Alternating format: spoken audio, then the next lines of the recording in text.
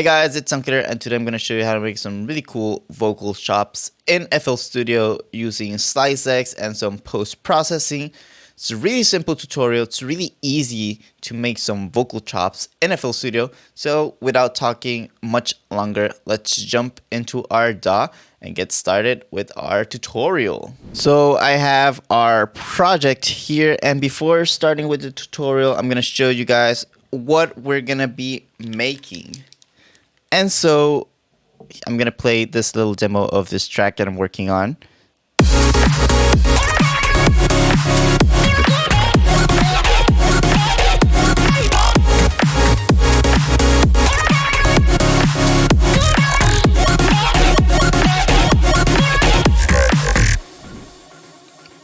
And so what we're going to be remaking, or I'm going to be showing you guys how to make, are these vocal chops.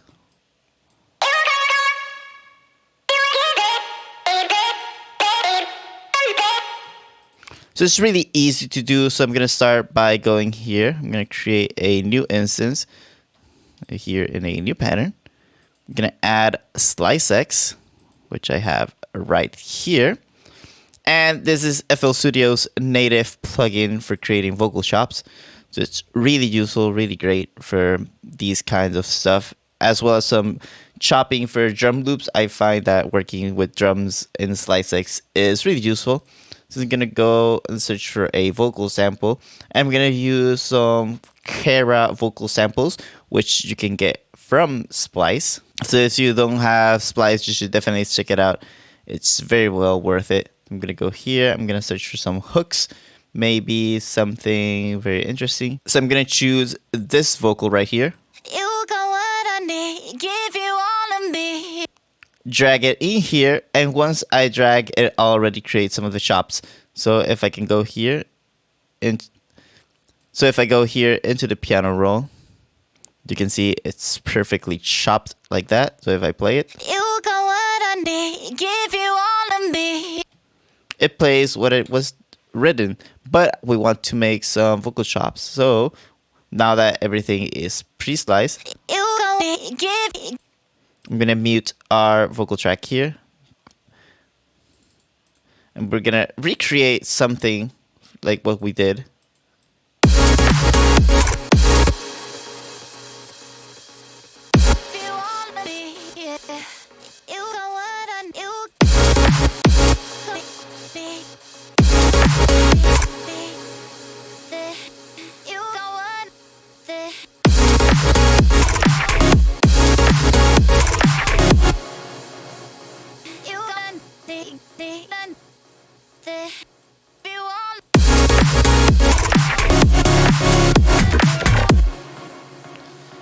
So we have a few issues now that we created our vocal chops, and the first one is that it isn't in key, so we need to set it in key. And thankfully Slicex has this match your pitch knob here, which we can adjust the pitch manually. So I believe it's 600 cents so that it's in key, because we need to go from A minor to D sharp minor.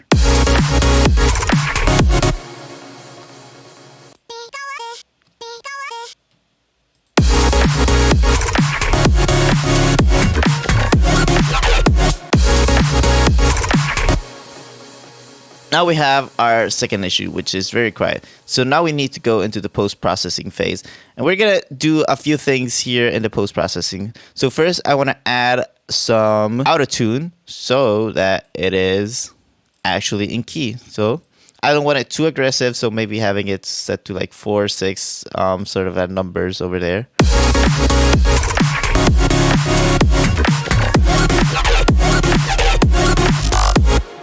It's still very quiet, so I'm going to add some OTT now, which is going to boost some of the volume.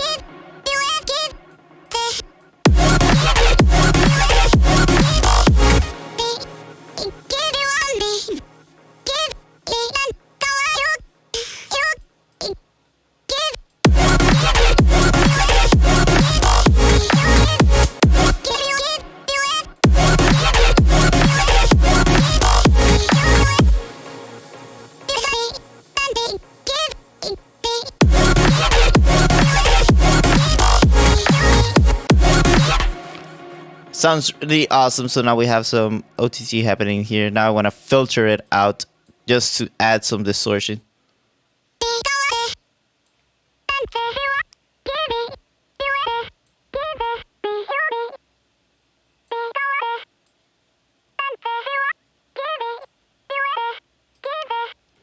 And now I want to add some heavy amounts of distortion. And I like to use kilohertz distortion for this.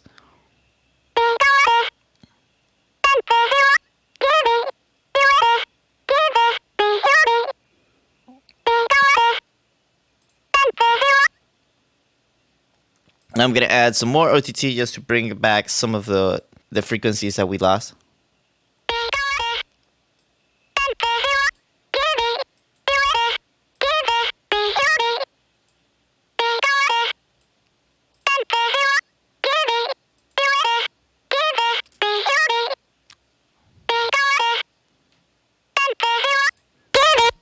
A little bit of more distortion, but this time not as aggressive.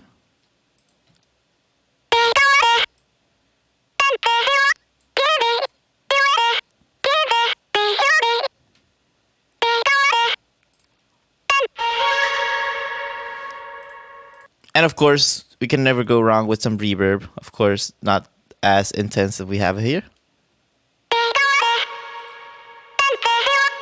And now with context.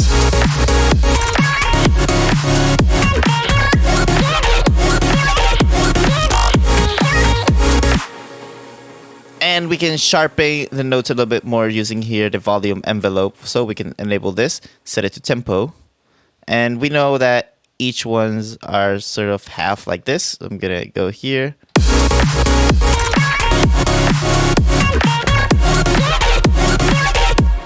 And I can sort of adjust here the timing of the notes, making a little bit more sharp.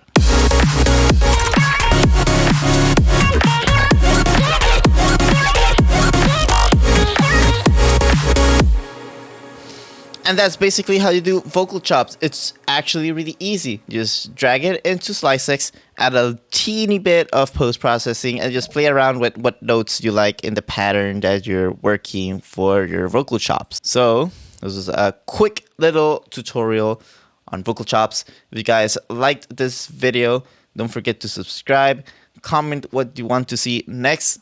I'm very active right now on YouTube. I'm very excited on making new content that you guys want to see. So if there's any tutorial that you guys want to request, feel free to ask down below. Anyways, this was Soundkiller. Thank you guys so much for watching, and until next time.